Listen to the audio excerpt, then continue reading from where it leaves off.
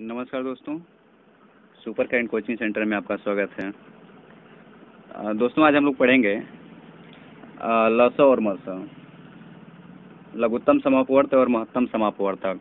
ठीक है, LCM and HCF. तो एलसीएम एंड एचसीएफ पढ़ने से पहले हम लोग सबसे पहले ये देखेंगे कि इसमें गुणनखंड होता है क्या है ना। गुणनखंड क्या होता है और आपका गुणांक क्या होता है, इसमें हम लोग सबसे पहले देखेंगे गुणनखंड क्या होता है और गुणांक क्या होता है। तो हम लोग गुणनखंड को कहते हैं फैक्टर। क्या कहा जाता है? फैक्टर। इसको एक और नाम से जाना जाता है, गुणनखंड को हम लोग कहते हैं अपवर्तक। क्या कहते हैं? अपवर्तक। तो देखिए क्या कहता है, कभी पूछता है कि गुणनखंड या अपवर्तक किसे कहते हैं। तो देखिए गुणनखंड किसी भी संख्या का गुणनखंड, किसी भी संख्या का गुणनखंड वह संख्या होती है जो उस दी हुई संख्या को पूर्णतः विभाजित कर दे। किसी भी संख्या गुणनखंड वह संख्या होती है जो दी गई संख्या को पूर्णतः विभाजित कर दे। अब जैसे हम कह सकते हैं कि एग्जांपल में ले सकते हैं 14 का गुणनखंड क्या हो सकता है, 14 का फैक्टर क्या हो सकता है? 1, क्योंकि 1 इसको विभाजित करेगा। 2 हो सकता है, 2 भी विभाजित करेगा। और आपका हो सकता है 7। अब देखिए 3 इसको काटेगा नहीं, 4 काटेगा नहीं, 7। फिर हो सकता है इसके बाद से 14। यानी पूछा जाएगा 14 का गुणनखंड क्या क्या होगा, तो 1, 2, 7, 14। यानी ये संख्या जिससे विभाजित होगी वही उस संख्या के क्या हो जाएंगे, गुणनखंड हो जाएंगे। ठीक है, तो किसी भी संख्या गुणनखंड वह संख्या होती है जो दी गई संख्या को पूर्णतः विभाजित कर दे, है ना। पूछता है किसी भी संख्या गुणनखंड क्या होता है, तो किसी भी संख्या गुणनखंड वह संख्या होती है जो दी गई संख्या को पूर्णतः विभाजित कर दे। ठीक है, जो दी गई संख्या को पूर्णतः विभाजित कर दे। तो गुणनखंड को हम फैक्टर या अपवर्तक भी कहते हैं। आगे देखिए गुणनखंड। अब हम लोग देखेंगे गुणन, है ना, गुणांक। क्या देखेंगे? गुणांक। गुणांक को इंग्लिश में कहा जाता है मल्टीपल। क्या कहा जाता है? मल्टीपल्स। अब देखिए इसे अपवर्तक कहते हैं, तो इसे अपवर्त्य कहेंगे। क्या कहेंगे? अपवर्त्य, है ना, अपवर्त्य। दोनों का इंग्लिश से कही होगा, मल्टीपल मल्टीपल ही होगा। अब देखिए किसी भी संख्या का गुणनखंड वह संख्या होती है जो दी गई संख्या को पूर्णतः विभाजित कर दे। और जो गुणांक होता है किसी भी संख्या का गुणांक या अपवर्त्य वह संख्या होती है जो दी गई संख्या से पूर्णतः विभाजित हो जाए।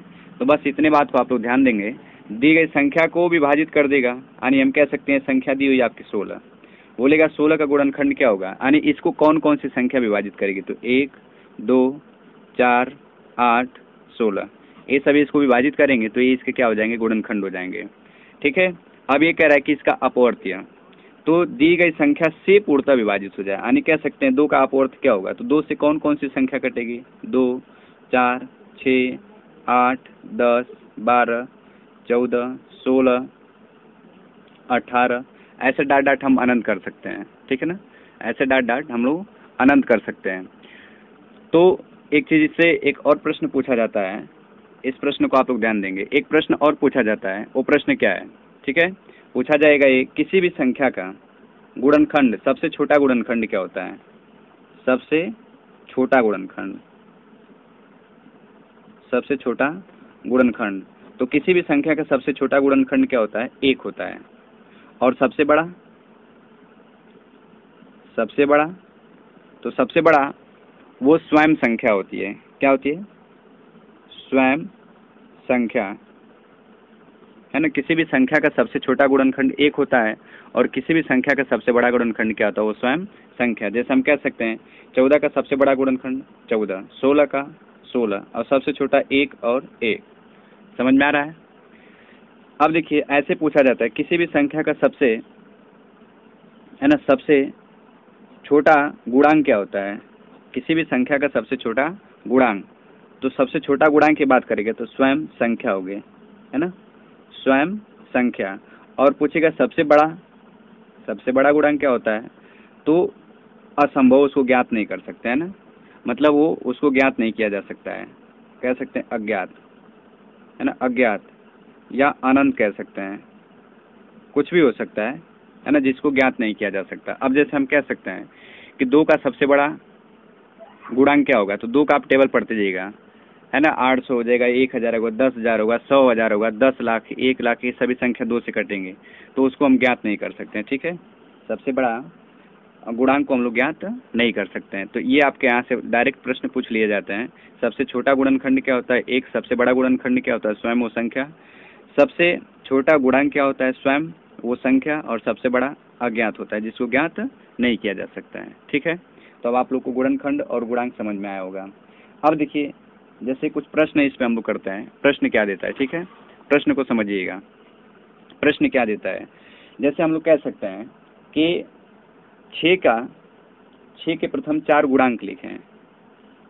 6 के प्रथम 4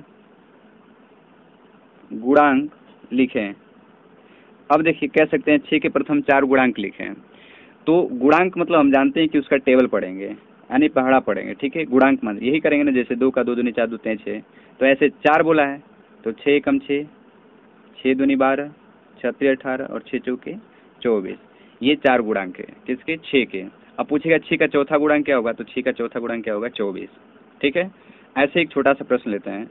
हम कह दें 5 के प्रथम 5 गुणांक लिखें। तो 5 एकम 5, 5 दूनी 10, 5 3 15, 5 चौके 20 और 5 पचे 25। ये 5 के प्रथम 5 गुणांक हैं। ऐसे प्रश्न मिले तो आप लोग कर सकते हैं। ठीक है, जैसे कह सकता है कि, जैसे एक और प्रश्न कह सकता है कि 9 का 5वां गुणांक क्या होगा। 9 का 5वां गुणांक, तो 5वां क्या रहती है, यानी 9 गुणे 5 कर देंगे, 5वां में यही होगा ना, 9 गुणे 5 अर्थात 45। 9 का 5वां गुणांक क्या होगा आपका, 45। तो ऐसे पूछेगा तो हम लोग गुणांक निकाल लेंगे। जैसे अब पूछता है गुणनखंड से, कहेगा कि 50 का गुणनखंड क्या होगा। ठीक है, 50 का गुणनखंड ज्ञात करें। 50 का गुणनखंड ज्ञात करें। अब देखिए, कह रहा है 50 का गुणनखंड ज्ञात करने के लिए, तो गुणनखंड अभी आप लोग को बताएं, गुणनखंड क्या होता है, जो दी गई संख्या को पूर्णतः विभाजित कर दें। तो 50 को कौन कौन सी संख्या काटेगी, 1 2 5 काटेगा, 10 और इसके बाद से आपका आएगा 25 और क्या आ जाएगा आपका 50। तो ये 50 के क्या है, गुणनखंड है। ठीक है ना, 50 के क्या है, गुणनखंड है। तो ऐसे कह देगा कि 20 का गुणनखंड ज्ञात करें। तो 1 2 4 5 10 और 20, ये सभी क्या है, 20 के गुणनखंड हैं। तो ऐसे प्रश्न पूछेगा तो आप लोग कर सकते हैं। ठीक है ना, कभी कभी पूछता है कि 20 के अभाज्य गुणनखंड ज्ञात करें, अभाज्य गुणनखंड। तो इसको जैसे हम लोग एलसीएम निकालते हैं, ऐसे प्राइम नंबर से डिवाइड करते जाएंगे। ठीक है, अभाज्य संख्याओं से काटते जाएंगे। तो 20 के अभाज्य गुणनखंड क्या क्या हो जाएंगे, 2 गुणे 2 गुणे 5, है ना। अभाज्य गुणनखंड निकालने के लिए बोलेगा तो हम लोग जैसे लसा निकालते हैं, लसा ज्ञात करते हैं, वैसे हम क्या करेंगे, इसका अभाज्य गुणनखंड ज्ञात करेंगे। आई होप आप लोग को ये समझ में आया होगा। यदि समझ में आया होगा तो आप लोग को कुछ प्रश्न दे रहे हैं और इसको आप लोग क्या करेंगे, सॉल्व करेंगे। ठीक है, चलिए ठीक है। देखिए प्रश्न क्या है, इसका कह रहा है कि गुणनखंड ज्ञात करें। 6 15 50 98 68 78 100 500 और 150, इसके क्या ज्ञात करना है, आपके गुणनखंड। कह रहा है कि अभाज्य गुणनखंड ज्ञात करें। जैसे आप लोग देखिए लसा निकाले हैं, वैसे ही अभाज्य गुणनखंड ज्ञात करना है। ठीक है, 30 का 45 50 75 90 76 100 85 100 30 175। कह रहा है गुणांक ज्ञात करें, किसका, 6 15 9 5 6 12 16 के।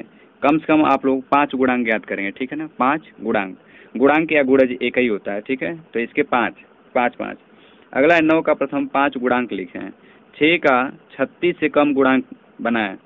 7 का प्रथम 4 गुणज लिखें। ठीक है, बोले ना गुणज और गुणांक एक ही होता है।